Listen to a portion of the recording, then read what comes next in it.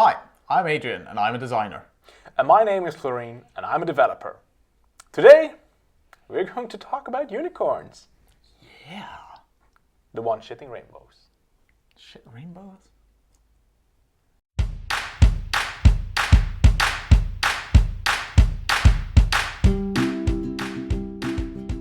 So, Unicorns, yeah? yeah, unicorns. That's really what you want to talk about today? Yeah, actually, we're going to talk about full stack whatevers. I mean, we're going to talk a bit about full stack developers, I think, and a bit about full stack designers, because that seems to be the new thing. But before we're going to do that, you bought this weird drink. I'm not really sure why I did that. This is tapped or topped. I don't know how you pronounce that with a circle above the A. And this is basically water that they tap from birch trees in Finland. It's all organic and stuff. It looks like water, but apparently it has calories. So let's find out what that is. Cheers. There's a funky smell to this. Sour. It is sour. It's like you have worn your socks for 3 days, and then you put them in water, and then you drink that water. Oh man. Okay, with that image in mind, I can't drink any more of this. No. Okay. So let's move on to better subject. So a full stack developer, what do you think that is? Well, it's my understanding that a full stack developer can basically do all tasks that are needed to put a website on air. So basically does the front end and then also has knowledge of back end like PHP or Apache. Yeah, that, and he can do some database work as well, and he can maybe even do some operational work like deploy the website. But I don't think a full stack developer does design though. They don't, but that's an entirely different discussion. Is front end development, is that design or not? I mean, there is some overlap, and especially if you're using a system like Bootstrap, then you may not have an actual graphic designer or a web designer on board, and the front end developer dictate together with maybe a UX designer will dictate how it works based on existing components. Yeah. But that's a bit of a sidetrack, I think. But I don't think generally a full stack developer does development from front end to the database to the deploying to the web hosting. Okay. And in your experience, is that like a common thing with developers? I think it used to be, yeah, because I've been in this business for almost 20 years, I think. Better part of 20 years. Better part of 20 years. Getting old. Yeah, thanks. But when I started out, the front end development wasn't really a thing.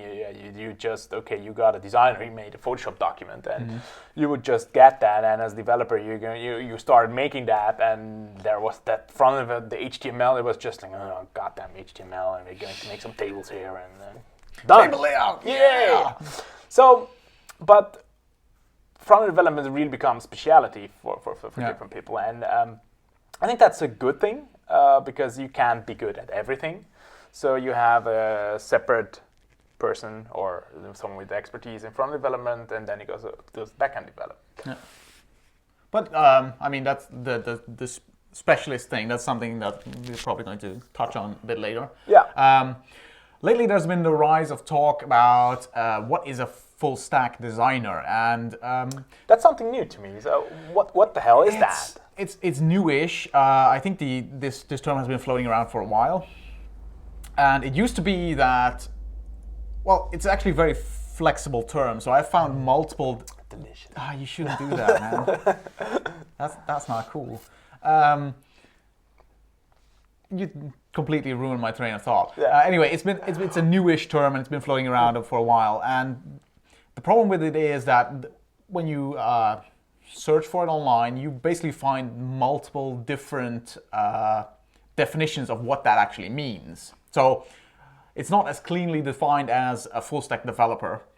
No. So some people define it, a full stack designer, as a designer who can also do like research and user testing and UX testing, okay. that kind of stuff, and then the graphic design. Okay. And some also include some part of front-end development in that, and some include the entire thing until it's totally on air. So it's completely launched, all done by the same person. That's quite steep. That's like your.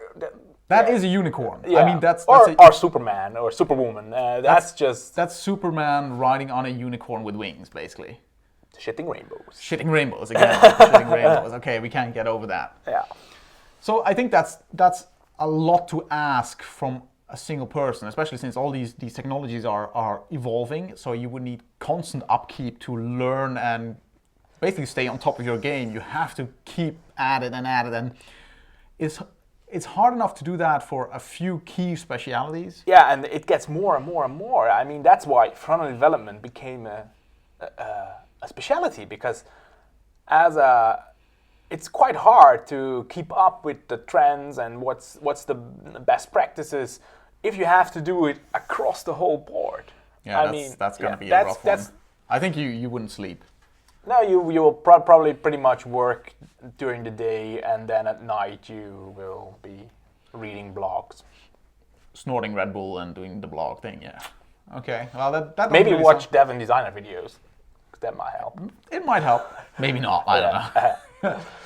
But there has been increased interest in people who can do like a broad range of things. And actually, I think that's not really a bad thing, that people want like people with multiple skills or with broad skill sets. I don't. No, I kind of think that's a good thing. But you know, I have some trouble when I read like a job ad where they will ask for, okay, you're gonna be a designer, you will have to do some. Good luck with that, man. You have to do design, so you need to know Photoshop, Illustrator, and all the design tools. You have to do front-end development, so we require to JavaScript and CSS and HTML. And it would be great if you would also know PHP, WordPress, Drupal, I don't know, something like that. And if you could do UX tests and all that why not everything? And sounds like a good plan. I don't feel very good about that, because I don't think that person exists, or at least that should exist. You shouldn't have to know everything about everything. I firmly believe in, well, like you said, a broad-based knowledge, but you have to specialize in something, because otherwise, Well, this is a jack of all trades problem. Yeah, exactly. So jack of all trades, master of none, and that is slightly misleading, because I do believe that it's good to be a jack of all trades, but you have to be a master of at least one. So, and that's what we've talked about this at conferences. We have a talk that deals with T-shaped skill sets. So you have a broad base and then one area where you have in-depth knowledge. Yeah. And that actually brings us to another interesting discussion, which is it better to be like a generalist or a specialist? I don't think that you can't. This is not a binary thing. You can't just say. Well, this is the internet, so it's usually things are presented in yes or no, so black or white. Black or white, yeah. But I don't think. I think it depends. It depends on the job you're doing. It depends on the project you're working in. It's very hard to always be a specialist or fulfill the role of a specialist, and the other way around. You can't always be a generalist, because when you have to, for instance, when you have to do a user test, it helps if you know how to do and know what you're doing. Of course, there is and always experience helps there too. So so. Yeah, this is a big problem, because I can see that from a client side, it would be tempting to pick someone who says, well, this is a one-stop shop. You can hire me and I can do everything. Yeah. But I just don't believe that is actually something you can truly advertise about yourself. At least you can advertise, but would it be true? Depends on what you define as mastering a skill. Yeah, exactly. But even in a project, I don't think it will work when you're when you're, like you said, when you can do everything. Of course, that's something that comes from like the agile or Scrum methodology, where they expect every team member to be able to do all the work, and I don't believe that's really possible unless you have a team that just does like development. But that starts That's a to become fuzzy line also. Yeah, I mean yeah. that's very. It also depends on how you define these things, and that's going to be a problem. In the design industry, it's usually considered a benefit if you are a generalist. So creatives, I know that's a dirty word, they tend to prefer to be a generalist, so they can do pretty much every job. And if you're freelance, that is even more important because it gives you some width to the kinds of jobs you can take. I mean, if you were just doing one thing very, very well, then it's a niche market, and you have to either get the right contacts or you have to be lucky. Yeah. So usually they try to cast a bit wider net. That's also my personal experience. It might be different for some of you.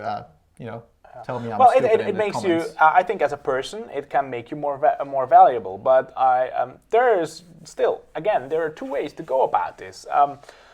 You can be very valuable as a generalist because you have you're like the connector plug between all the other specialities. So you have to know a bit about front development, you have to know a bit about backend development, you have to know a bit about design, a bit about UX, a bit about user testing. So you can be the plug that connects all these things. So you you're can be basically like a facilitating role. Yes, a facilitating role. But as a specialist, you can also be very valuable because let's take a step back. We asked ourselves, so where is this interest coming for these people coming from? And I think from a business perspective, it would be, of course, I think the unicorn would be very expensive on an hourly basis. But I'd say so. I mean, if such a thing were to exist. Yeah, but it's still less expensive than 10 regular horses that could do the same thing. Possibly, but again, this is also a quality thing. I mean, where you can't know if this person can actually, I mean, they can say they can do a job in any technology you want to use. That's ridiculous. I mean, they could claim it, but you don't know if that's actually true. Yeah, this makes me think about the guy that worked for a couple of companies, and he worked a lot from home. But what he did, he outsourced all his work to China. So he had a couple of Chinese guys there that would do all his daily work, and the only thing he did is pass it back to his boss or to his colleagues. So also, it's basically an email forwarding service. Yeah, but that. I don't believe you can be good. You can be good at anything, at everything. Not simultaneously, anyway. And No, most of these skills, like we said, they require nearly daily upkeep. You have to exercise these. You have to hone these skills. You have to develop these skills. You cannot just you have to use these skills. And when you're doing bigger projects, then you maybe 1 year you will be doing this, and the next year you'll be doing something else. And I don't think that works really well. And I think the weaknesses become very apparent the more complex a project grows. So the more in-depth, especially on a technological side, the more complicated the things become that you have to make, the more apparent it will be where the weaknesses are in a particular person. And it's also problematic if you put all the work to one person. They only have 24 hours in a day. They can only work so much. Yeah, so that for is large like projects, that's not even feasible because you can't have him develop everything at the same time. No, that won't work. On the other hand, there is the 10x developer conundrum, where you can just. That's something that project managers or managers in general like to do. When you have a project and it doesn't go that well, it's like, oh yeah, we can just plug in 10 times more developers, so we'll output 10 times more work. Yeah, that's the 9 women can make a baby in 1 month thing. Yeah.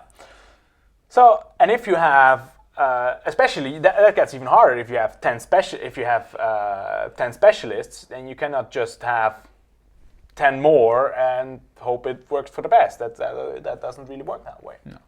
So, but generally, I think it would be good for everyone to be at least somewhat full stack, to at least have some knowledge of at least what it is and what it does and how it fits in the workflow, which will make the communication with your colleagues far easier.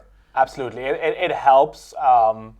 when you as a designer, you know sometimes a little bit about HTML and CSS, and sometimes it's just, on the one hand, it's the communication, because when I talk, okay, I can't do this with this div, or I can't do it with this CSS, this design with the CSS, like you thought, and then okay, I understand the problem.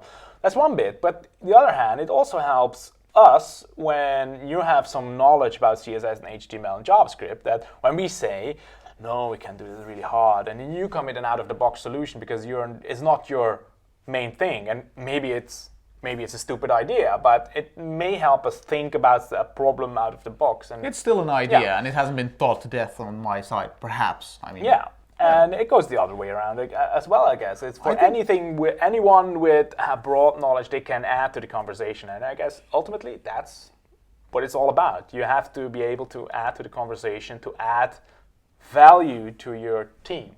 Exactly. Yeah, I think so. And for me, it's also important that at least front-end developers understand what I mean when I design something, or when I've made something and I've put it on Git and you guys pull it, and that when you look at something, you understand, he meant this, or this is a solution for that. And this goes more towards having a design sense rather than knowing how to design. No, exactly, because I can't design for shit. It's not your job. It's not my job, but I'm very good at talking about design and talking. At least I think I'm good at talking about design. No, I get a lot of valuable inputs by talking to you or talking to your employees, because they all have, to some extent, a design sense, and they can say, well, this probably wouldn't work, or could you consider this because it would work better, or I mean, the thing is to keep the threshold to exchanging ideas very low, and that when you are a full stack whatever, it makes that a lot easier because you have more empathy for the other field, I think. But then I think that we really need a better definition of what the full stack whatever, developer, designer, what that is. And I think it's very, you have to be clear about that, because when I'm going to ask you about, let's say, can you do something with WebGL shaders? And yeah, because, no. But we really need to define that. That where is it? What's your role? But still, you have to have this T-shaped. Are we going to go back to Mr. T again? Because that's just who we go to. Because we like goal change and stuff. Yeah. So, would you consider yourself? Do you consider having a T-shaped skill set? And what would I think I like to think so. Yeah. I mean, again, this is something that constantly needs upkeep, constantly needs upgrading, constantly needs attention for me to actually add to it. Because as long as you are exercising or using it, then you can actually grow it a bit. But as soon as you stop, then it'll slowly die away.